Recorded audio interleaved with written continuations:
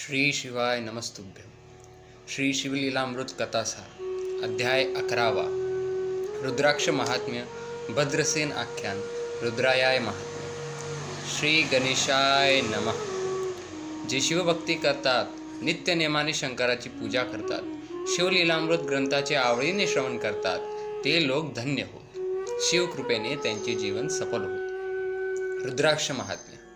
महामुनी सूत यांनी कथेच्या ओघात रुद्राक्ष महात्म्य सांगितले.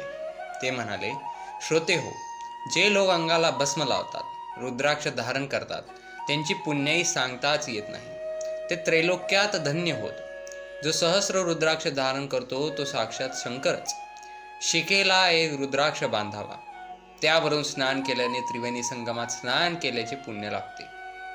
दोन्ही दंडात प्रत्येकी 16, दोन्ही मनगटात प्रत्येकी 12, कंठात 32, मस्तकाभोवती 24 तर कानाभोवती प्रत्येकी 6 रुद्राक्ष बांधावे. गळ्यात 108 रुद्राक्षांची माळ घालावी.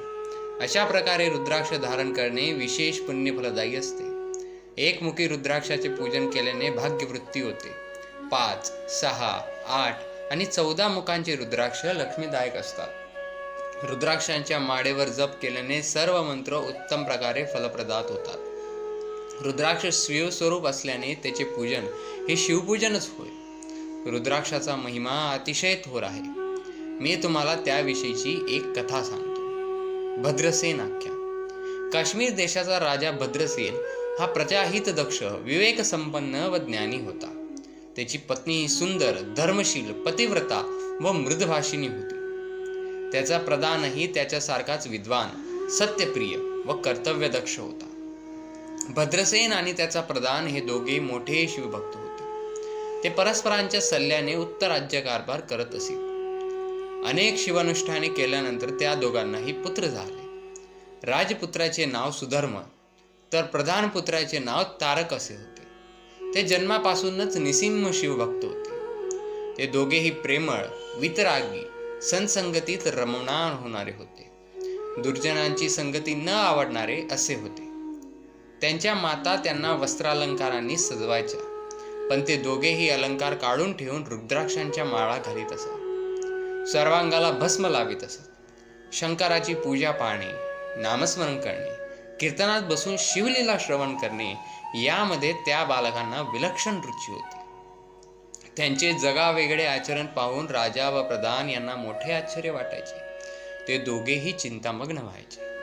अशा परिस्थितीत भद्रसेनाकडे पराशर ऋषींचे योगायोगाने आगमन झाले. पराशर हे वशिष्ठांचे नातू व कृष्ण देवपान यांचे पिता होते. ते त्रिकालज्ञानी होते. कुलगुरू पराशर आल्याचे करताच राजा त्यांच्या स्वागतासाठी धावला. त्याने पराशरांची षोडशोपचारे पूजा केली. आलेल्या इतर सर्व ऋषींचे उत्तम आदरातिथ्य केले. त्यांना वस्त्रे, आभूषणे देऊन गौरवले. मग पराशर यांना राजाने आपली चिंता सांगितली. तो म्हणाला, गुरुवर्य, माझा मुलगा सुधर्म व प्रधानजींचा मुलगा तारक या दोघांचेही वागणे सर्वसामान्य मुलांप्रमाणे दिसत नाही. ती विरक्तासारखे वागतात, कोणाशी फारसे बोलत नाही. शंकराचे ध्यान करणे, अंगावर भस्म लावणे, रुद्राक्षांच्या माळा घालणे असे त्यांचे जगावेगळे विचित्र छंद आहे. हे त्यांचे वर्तन पाहून मलाही पुढे राज्यकारभार कसा करतील हेच कळत नाही. राजाने त्या दोघी मुलांना तेथे आणले. पराशरांनी त्यांना जवळ घेऊन त्यांचे कौतुक केले आणि अंतदृष्टीने अवलोकन केले. ते म्हणाले, राजा, हे दोघे कुमार शिवभक्त का आहेत ते सांगतो, लक्षपूर्वक आहे. पूर्वी काश्मीर देशातील नंदीग्राम नावाच्या नगरात महानंद नावाची अतिशय श्रीमंत, ऐश्वर्य संपन्न व सौंदर्यवती वैश्या राहत होती. तिच्या घरी तिची आई व मोठा भाऊ व भाऊ राहत असत. महानंदा भाग्यवान होती.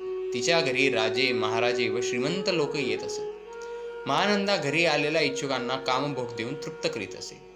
वेश्या असूनही प्रतिव्रतेसारखीच वागायची. एका रात्रीसाठी ज्या पुरुषाची ती सेवा करायची त्या कालावधीत तोच आपला पती आहे असे समजून वागायची.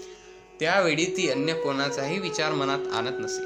म्हणून तिचा सहवास लाभलेले राजे स्वतःला धन्य समजत असे. महानंदा परम शिवभक्त म्हणून प्रख्यात होती. ती सोमवार, प्रदोष, शिवरात्री आदी व्रते करायची.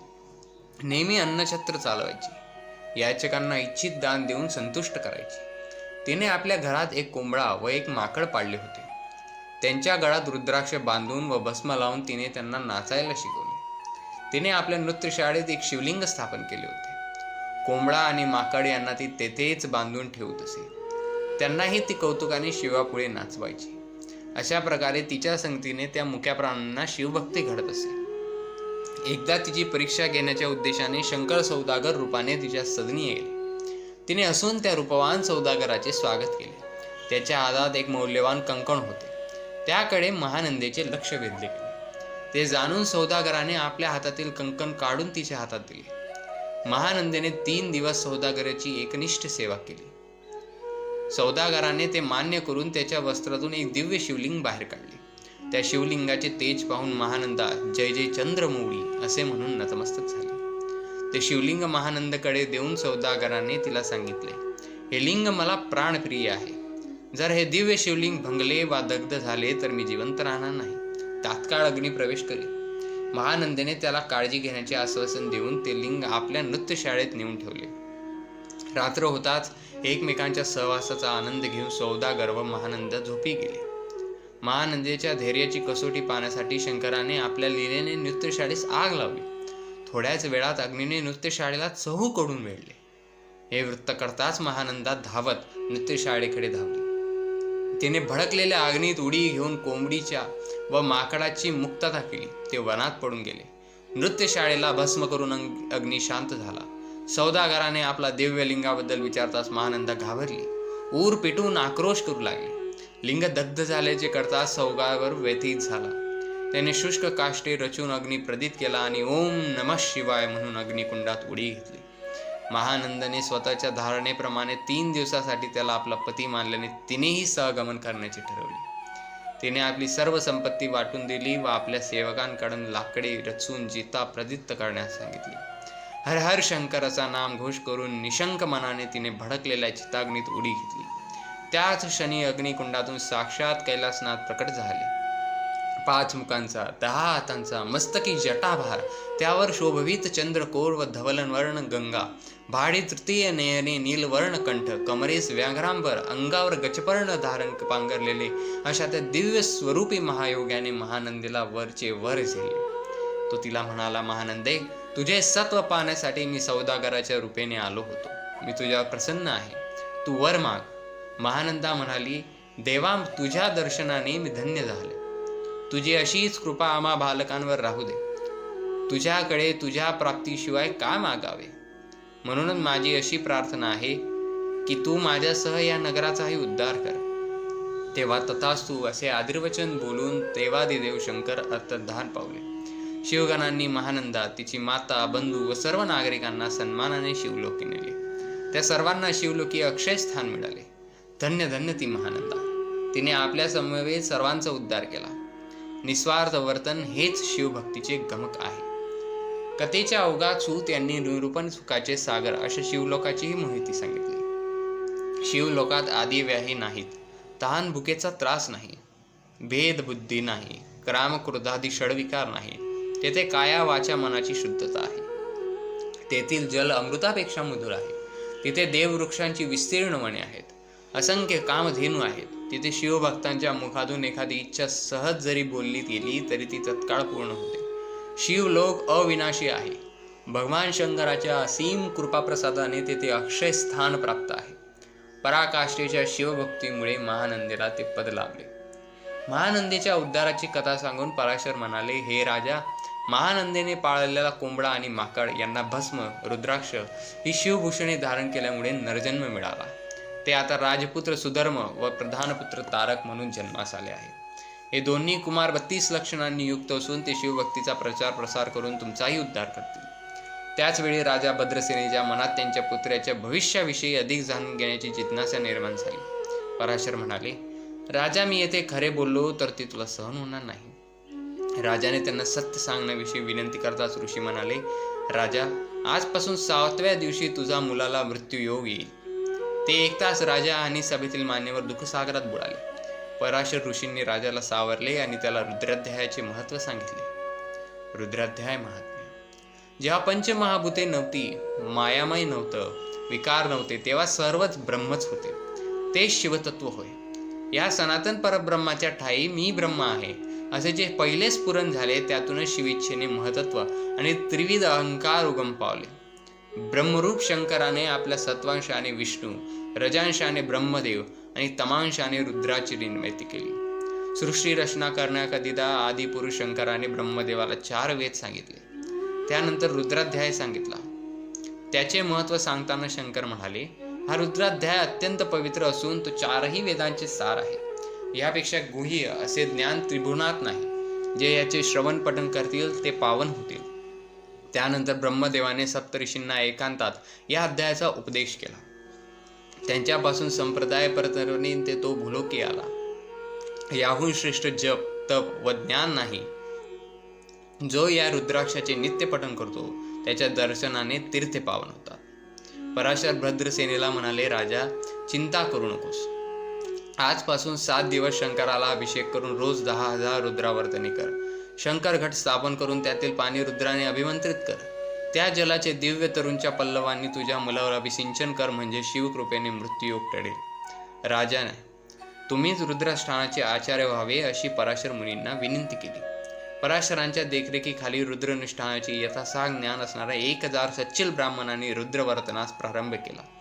1000 घंटांची मंदाकिनीचे पाणी भरून आणि अम्लपल्व घालून मंत्रोक्त स्थापन करण्यात आली. ते दिव्य अनुष्ठान 6 दिवस चालू होते. 7व्या दिवशी अनुष्ठान चालू असताना माध्यान्ही समय मृत्यू समय आल्याने राजपुत्र सुधर्म एकदम मूर्छित पडला. त्याची मनोन्मुख अवस्था पाहून राजा घाबरला. पराशर मुनींनी राजाला धीर दिला. त्यांनी रुद्राने अभिमंत्रित जल राजपुत्राच्या अंगावर शिंपडताच तो सावध झाला. पराशरांनी राजपुत्राला, बाळ तुला काय झाले होते असे विचारताच राजपुत्र म्हणाला, गुरुजी, एक भयंकर कालपुरुष मला नेण्यासाठी आला होता. पण तो मला घेऊन जात असतानाच पंचवदन 10 भुजांची सर्वांगी भस्म लावलेले 4 दिव्य पुरुष तिथे धावत आले. त्यांनी मला कालपुरुषाच्या तावडीतून सोडवले. पुढे काय झाले ते मला माहीत नाही, कारण मला जाग आली. ते ऐकून भद्रसेनेच्या डोळ्यात आनंदाश्रू तरळले, अंगी रोमांच दाटले. तो शंकराचा जय जयकार करू लागला. देवांनीही पुष्पवर्षाव करून आपला आनंद व्यक्त केला. राजाने सर्व आमंत्रित ब्राह्मणांना दिव्य वस्त्र अलंकार व मौल्यवान भेटवस्तू देऊन अपरांपार धनधार्म केला. सर्व याचकांना संतुष्ट केले. त्याच वेळी त्या आनंदोत्सवात देवर्षी नारदांचे आगमन झाले. सर्वांच्या आनंदाला पारावार उरला नाही. दिव्य आसनावर बसून भद्रसेनेने नारदांची पूजा केली. नारद म्हणाले, राजा, येथे येत असता मी एक अपूर्व गोष्ट पाहिली. 5 मुखे व 10 हात असलेले अत्यंत तेजस्वी असे 4 शिवदूत मृत्यूला बांधून नेत होते. धन्य धन्य ते रुद्रानुष्ठान, ज्यामुळे तुझ्या मुलाचा अपमृत्यू टळला. त्याच्या रक्षणासाठी त्या कृपाळू शंकराने स्वतःच्या पुत्राला वीरभद्राला पाठवले होते. वीरभद्र मुद्रेला जा विचारत होता, तो कोणाच्या आज्ञेने सुधर्माला नेत आहे? तुला रुद्रमहिमा ठाऊक नाही काय? मग शिव आज्ञेचे उल्लंघन करण्याचे धाडस कसे केलेस? भद्रसेनेचा पुत्र दीर्घायुषी असून तो सार्वभौम राजा होणार आहे. हे ऐकून यम विचारात पडला आणि त्याने चित्रगुप्ताकडे चौकशी केली. चित्रगुप्त म्हणाला, सुधर्माला 12व्या वर्षी मृत्यूयोग होता, पण रुद्रानुष्ठानाच्या महान पुण्याईने कुयोग टळला आहे. यमाने आपल्या अपराधाबद्दल वीरभद्राची क्षमा मागितली. तेव्हा वीरभद्राने त्याला जाऊ दिले. भद्रसेनाने नारदांना साष्टांग वंदन केले. त्यांच्या सूचनेनुसार भद्रसेनेने सहस्त्र रुद्रावर्तने पुन्हा केली व नगरीत मोठा उत्सव केला. पराशरांनी योग्य वेळी मार्गदर्शन करून आपल्या पुत्राला सर्व खारते सुखरूप केले, म्हणून भद्रसेनेने त्यांचा मोठा सन्मान केला. त्यांना अपार धन देऊन संतुष्ट केले. पराशर मुनींनी राजपरिवाराला अनेक उत्तम आशीर्वाद दिले. पुढे सुधर्मास राज्याभिषेक करून व तारकास युवराजपद देऊन भद्रसेन प्रधानासोबत तपश्चर्येसाठी वनात निघून गेले. त्यांच्या उपासनेवर प्रसन्न होऊन शंकराने दिव्य विमानातून त्यांचा सन्मानाने शिवलोकी नेले. त्यांच्या इच्छेने ते ब्रह्मलोकात आणि वैकुंठात निवास करून शेवटी शिवरूप होऊन कैलास क्षेत्री राहिले. रुद्राबद्दल अधिक काय सांगावे? त्याची 100 आवर्तने केल्यास मनुष्य शतायुषी होतो. त्या रुद्राचे महत्त्व सांगणाऱ्या या अध्यायाचे नित्यपठन केल्यास मनुष्य निर्दोष होतो. शिवचिंतनाने शिवस्वरूप होतो. भद्रसेनेचे हे आख्यान जे वाचतील त्यांना दीर्घायुष्य व उत्तम संतती प्राप्त होईल. त्यांना शिवलोकात मरणोत्तर गती प्राप्त होईल. या कथेचे भावभक्तीने श्रवण पठन केले तर 1000 कपिला गायी दान दिल्याचे पुण्य लाभेल. अभक्ष्य भक्षण, मद्यपान, ब्रह्महत्यादी महापातके नष्ट होतील. या अध्यायाचे त्रिकाल वाचन केल्याने गडांतरे दूर होतील. शिवलीलामृत ग्रंथाचे श्रवण पठन रूपी अनुष्ठान केल्याने आयुष्यहीन लोकांना दीर्घायुष्य लाभ प्राप्त होतो. श्री सांब सदाशिवार्पणमस्तु. फलश्रुती. हा 11वा अध्याय म्हणजे एकादश रुद्रांची व्यंग मूर्ती आहे. इच्छित फल देणारा कल्पवृक्ष आहे. याचे श्रवण पठण केल्याने 11 रुद्र संतुष्ट होतात. रुद्राध्यायाच्या पठा इतकेच याचे महत्त्व आहे. या अध्यायाच्या पठनाने दुर्भाग्य दूर होईल, वैभव प्राप्त होईल. ज्यांना संपूर्ण शिवलीलामृत ग्रंथाचे वाचन करणे शक्य होत नाही त्यांनी हा अध्याय तरी वाचावा. या अध्यायाचे नित्य पठण केल्याने नित्य रुद्राष्टन केल्याचे पुण्य लाभते. त्या उपासकाच्या घरी सुख, शांती व समाधान नांदते. जे मृत्युंजय मंत्राचा जप करतात, रुद्राचे अनुष्ठान करतात, त्यांना ग्रहपीडा, विघ्ने, दारुण रोग व पिशाच बाधा यांचा त्रास देखील होत नाही. तर श्रोते हो, हा होता आपला आजचा अध्याय क्रमांक 11वा. भेटूयात पुढील व्हिडिओमध्ये अध्याय क्रमांक 12 सकट श्रवण रहस्य, बहुलेचा उद्धार आणि भस्मासुराचा वध यामध्ये. तोपर्यंत जर हा व्हिडिओ तुम्हाला आवडला असेल तर नक्कीच या व्हिडिओला लाईक करा आणि अशाच नवनवीन अध्यायांसाठी आणि पुढील व्हिडिओसाठी चॅनलला आत्ताच सबस्क्राईब करा आणि कमेंटमध्ये हर हर महादेव, श्री शिवाय नमस्तुभ्यम आणि ओम नमः शिवाय लिहायला विसरू नका. भेटूयात पुढच्या व्हिडिओमध्ये. तोपर्यंत श्री शिवाय नमस्तुभ्यम.